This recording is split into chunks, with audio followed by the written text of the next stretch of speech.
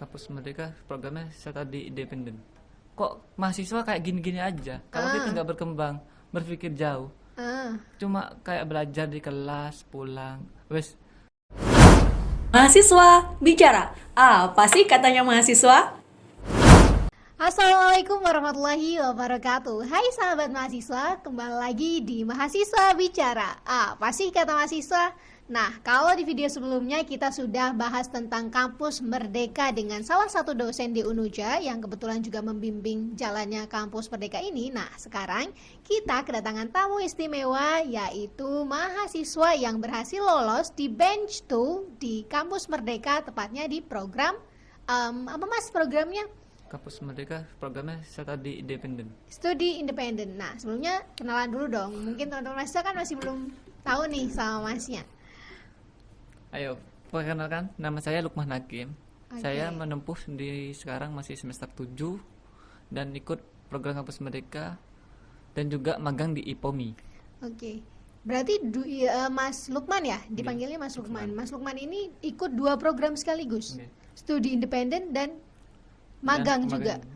Dan ini di bench 2 semua ya? Enggak, kalau di IPOMI kita break dulu sementara. Oh, gimana tuh? Maksudnya breaknya gimana? Untuk di IPOMI kita masih merekrut mahasiswa untuk menjadi anak komit akan gabung di Kampus Merdeka juga arahan Pak Kamil. Oke. Berarti kampus magangnya ini masih belum? Masih belum. Masih mau proses Oke. pendaftaran ya. Oke, tadi Kak Mas Lukman kan lolos di bench 2 di program studi independen. Kalau boleh tahu, itu studi independennya di mana? Studi independennya di Tangerang, Di Tangerang, tepatnya di perusahaan Binari. Binari. Itu Iya. itu dalam ininya seginya apa, Mas? Di seginya itu kita studi independen itu kan banyak, ada banyak pilihan. Di antaranya Android Studio, Android Development, Android terus Development. UI UX, React, Eh, terus JavaScript Kalau- untuk back-end-nya. Kalau perusahaan itu sendiri fokusnya di mana? Fokusnya itu di bidang pendidikan untuk pemrograman Android-nya itu. Pemrograman Androidnya. Keren ya, Mas Lukman ini di tadi apa fakultas? Fakultas Teknik Prodi RPL. Teknik Prodi RPL. Nah, kira-kira nih berhasil lolos di bench 2 kampus Merdeka Studi Independen di perusahaan Tangerang itu prosesnya gimana sih Mas untuk pada akhirnya Mas Lukman sendiri itu bisa di tahapan lolos di program ini? Prosesnya pertama-tama kita kan membuat sebuah CV, di mana CV-nya kita buat itu sesuai dengan skill yang kita sudah laksanakan. Oke, jadi setelah- bikin CV dulu. Setelah itu kita ngupload berkas-berkas yang dibutuhkan di kampus Merdeka tersebut.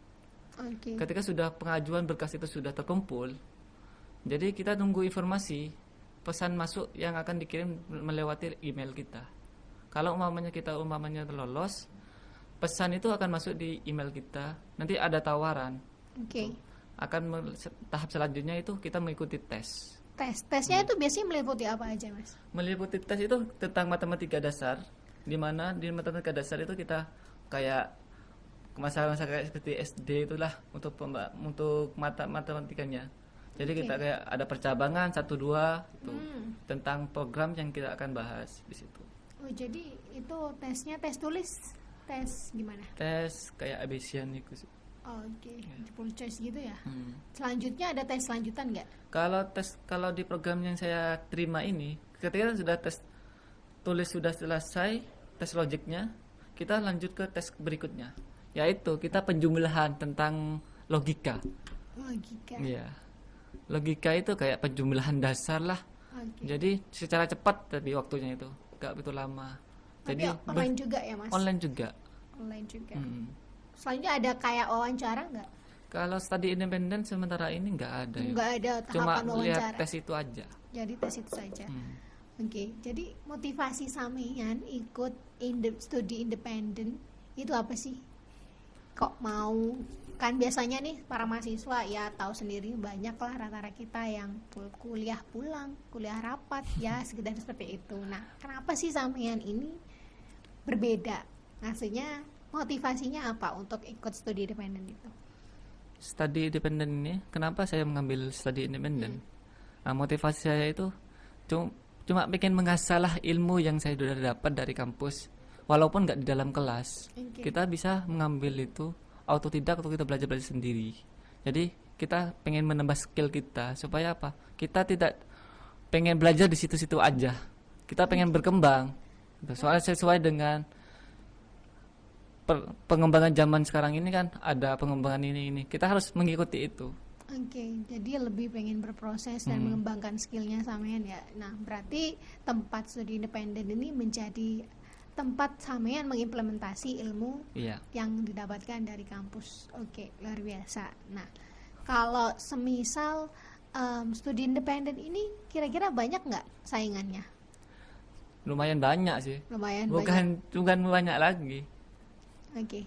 Banyak banget ya? Iya. Banyak banget. Soalnya mahasiswa banyak sekarang kan masih dalam, kalau semester di bawah itu kan masih kegiatan apa kan masih bingung juga. Jadi otomatis pengen lah nyoba hal-hal baru yang pengen kita miliki sebelum yang ada di kelas gitu. Nah, tapi kalau diingat sampean kan semester 7 nih. Iya. Otomatis sudah semester akhir yang notabene nggak cuman mata kuliah di kelas, tapi kalian sampean juga sudah mulai garap skripsi. Nah, kalau semisal ke depannya ini kan masih baru diterima dan masih belum kita masnya terjun ke studi independen itu sendiri. Nah, kalau semisal nanti persiapannya seperti apa ke depannya? Kan masnya udah semester 7, sudah garap skripsi, pastinya jamnya udah ini, mana lagi pasti punya family time dong. Nggak mungkin kan kalau seorang mahasiswa kayak nggak peduli sama keluarga juga. Nah, gimana sih bagi waktunya untuk persiapan ke depannya itu? Ya, sebelum itu kita sudah berpikir matang-matang sih ya. Sudah diperkirakan. Iya, perkirakan. Soalnya apa? Saya juga kan semester sekarang sudah mau menggarap sebuah proposal skripsi di mana semester akhir jadi untuk membagi waktunya kita kayak gimana supaya kita membagi tugas, kita belajar walaupun sih di senggang hari kita melaksanakan apa, nggak ada kesibukan apa, kita luangkan untuk menggarap proposal kita. Nah, selagi masih belum, untuk program studi independen itu masih belum selesai, masih belum mulai, kita coba menggarap proposal dan untuk mengajukan bimbingan ke dosen pembimbing kita. Oh, jadi sudah mulai garap sebelum waktunya. Iya, sebelum waktunya. Jadi kita sudah bisa mereka-reka apa kedepannya kita mau garap. Takutnya apa? Ketika sudah kita garap proposal skripsi bimbingan ini, pas terus ada kelas di studi independen, kita kan harus minta ngomong, lalu komunikasi dengan dosen pembimbing kita. Oke, benar banget ya, karena banyak banget mahasiswa yang masih belum tahu manajemen waktu. Bisa good luck untuk kedepannya, Mas. Nah, kalau semisal nih pada akhirnya sampean nih studi independen, teman-temannya ikut banyak? Lumayan banyak. Kalau di RPL sendiri masih saya sendiri yang untuk RPL. Sampean sendiri? Iya. Beberapa orang, kira-kira sampean tahu nggak yang berhasil lolos di studi independen sejauh ini itu berapa orang? Untuk dari Unuja ini sendiri? kita dari Unuja sendiri itu yang saya kenal ya. Yang saya kenal itu yang dari kampus Merdeka Anak Komit itu sekitaran 5 orang. Sudah 5 orang. Oke. Tapi sampean masih kebimbangan mau ngambil atau tidak, Mas? Lah, bimbang. Iya. Nah, kalau bimbangnya sekarang ketika mereka diterima kok ikut, terus itu gimana semisal mereka tidak ngambil programnya yang sampean sebutkan tadi? Itu kan nanti kembali ke dianya sendiri bagaimana.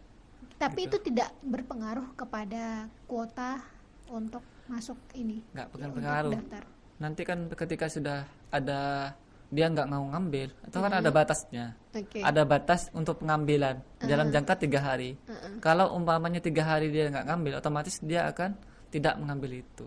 Jadi ada kesempatan lain bagi yang mahasiswa lain yang ikut kampung. Jadi nggak ngaruh. Nggak berpengaruh. Dan sampean sendiri persiapan, maksudnya dalam artian kemarin untuk mendaftar itu persiapannya beberapa hari? Kalau cuma persiapan kita sehari sudah selesai. Sehari udah selesai. Cuma kan berkas yang kita upload di dalam itu sudah ada masalah. Oke, jadi memang udah dipersiapkan. Sudah persiapkan di jauh-jauh hari sebelum pendaftaran itu dibuka. Oke, nah masnya kan sudah semester 7. Sampean punya kesibukan nggak selain sekarang menjadi mahasiswa? Maksudnya kesibukan lain Dalam artian ya notabene mahasiswa pasti nggak cuman kuliah doang, karena kuliah kan nggak all time kan. Iya. Kalau kesibukan saya ini lumayan padat sih. Wow. Soalnya gini, selagi saya sebagai mahasiswa, juga saya juga pekerja juga. Pekerja, udah kerja berarti mas? Iya. Saya sebagai pekerja sebagai operator di sekolah. Oke. Terus juga gabung di lembaga desa juga. Terus gimana dong? Itu kan nanti pasti bentrok di desa, di sekolah menjadi mahasiswa ikut studi independen dan masih mau daftar di program magang, otomatis kan itu, wow. Ya gini dah Pak, kalau umpamanya kita pengen keinginan untuk supaya kok mahasiswa kayak gini-gini aja, kalau kita nggak berkembang, berpikir jauh, cuma kayak belajar di kelas, pulang, wes. Kalau kesibukan saya itu membagi waktunya, saya itu setiap kalau di rumah selalu komputer di rumah pasti nyala. Oke. Jadi kerjaan itu nggak selalu di tempat saya. Jadi walaupun saya kerja di dalam sekolah atau di lembaga, kerjaan saya sudah diselesaikan dulu sebelum waktunya. Oh, Gitu. jadi benar-benar Jadi di jauh-jauh hari kita selesaikan juga di kerjaan di sekolah. Kita setelah itu kalau umpamanya ada laporan dari data apa-apa, kita siap dikirim. Gitu. Jadi kita harus siap untuk data yang kita mau kerja seperti apa. Kita kan nggak on time di dalam lembaga itu tersebut. Kita bisa kerja di rumah juga bisa. Jadi manajemen waktu dan nargetin juga itu, jadi nggak harus nunggu deadline, tapi ditugaskan langsung dikerjain. Oke. Kalau keburu deadline tuh kita kan gimana ya? Kalau udah mepet-mepet pastinya kita mau garap ini, kebingungan. Tapi kalau jujur, kalau saya malah lebih suka yang gitu, nunggu deadline. Maksudnya otaknya tuh cair ketika kita udah di deadline, entah itu tugas kuliah dan tugas selain lainnya. Saya memang rata-rata seperti itu. Ya, Tergantung emang, sih. ya, Tergantung. setiap individu memang berbeda ya. Tapi lebih keren yang manajemen waktunya benar-benar diatur dan benar-benar ditarget. Jadi pola hidupnya benar-benar bisa dikontrol. Oke, luar biasa. Nah, untuk masnya sendiri berasalnya dari mana sih? Saya berasal dari desa Kumuh, desa Kalibuntu, Keraksan. Keraksan, Ya. oh oke, Keraksan. Nah, kalau semisal nanti itu di program studi independen sama yang diharuskan untuk ke perusahaan itu gimana?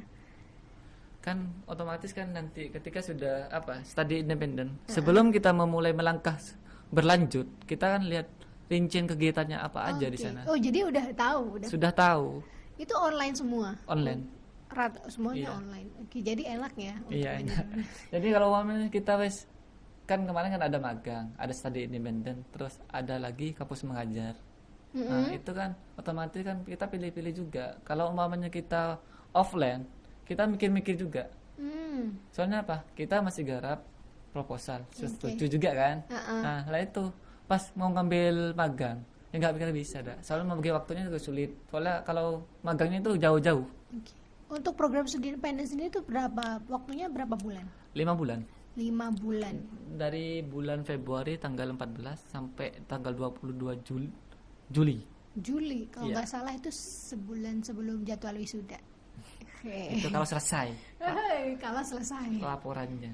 Oke, luar biasa. Nah, benar-benar menjadi mahasiswa yang benar-benar memanfaatkan waktunya seproduktif mungkin. Luar biasa. Nah, closing statement deh dari Mas Lukman untuk teman-teman mahasiswa di sana, kira-kira apa? Bagi mahasiswa-mahasiswa yang masih kebingungan untuk ngambil apa-apa, jangan bingung dah. Dicobai semua, pasti itu nanti akan ada jalannya. Okay. Jadi jangan kebingungan, kita ngambil studi independen apa, ngambil kampus apa.